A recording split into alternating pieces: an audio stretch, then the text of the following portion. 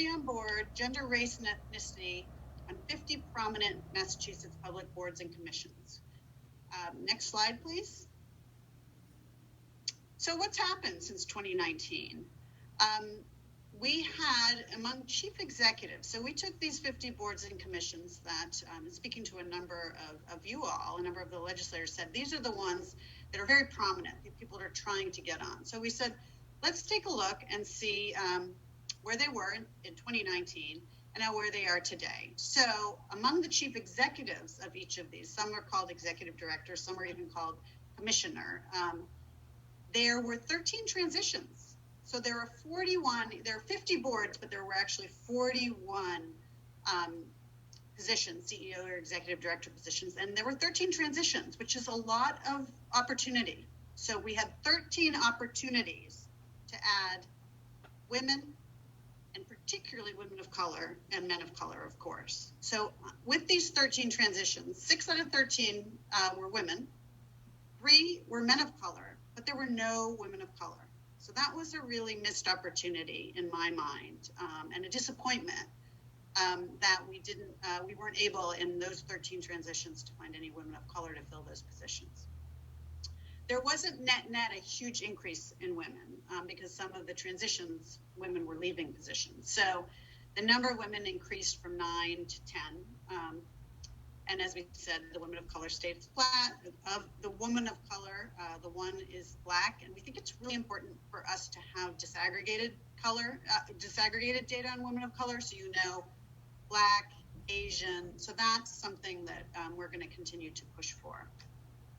Men of color increased from 5% to 10%, 2 Black, 2 Latino. So that was some nice improvement that we saw for men of color among the CEOs. Next slide, please.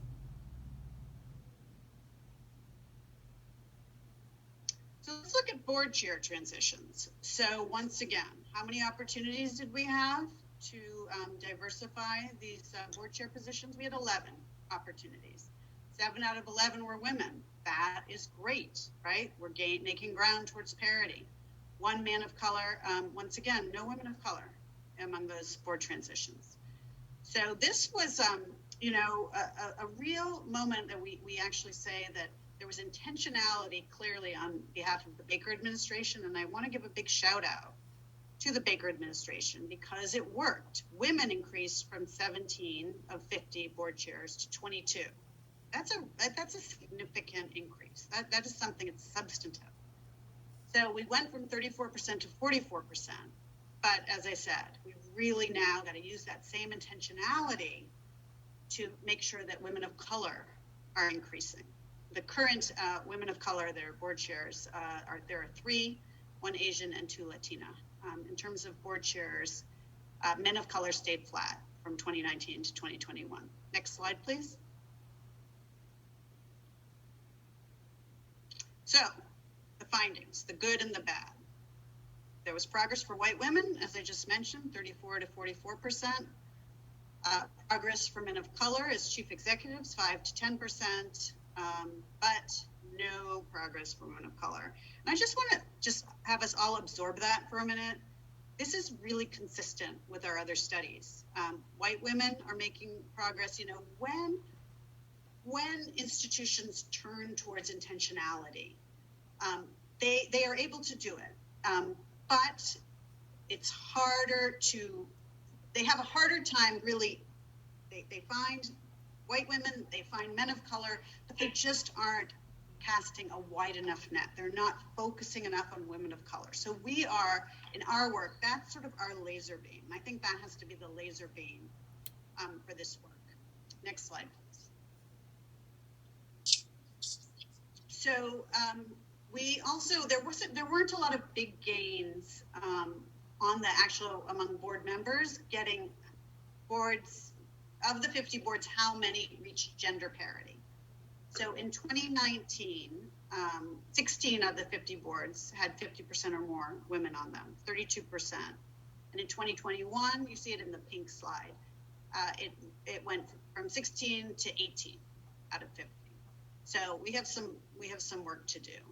Next slide, please. So one of the things that is critical that I want everybody to remember from this presentation is that we have an urgent need for data transparency to drive progress. So we didn't get the gender and race data from the administration, and we urgently want to partner with the administration so that we can.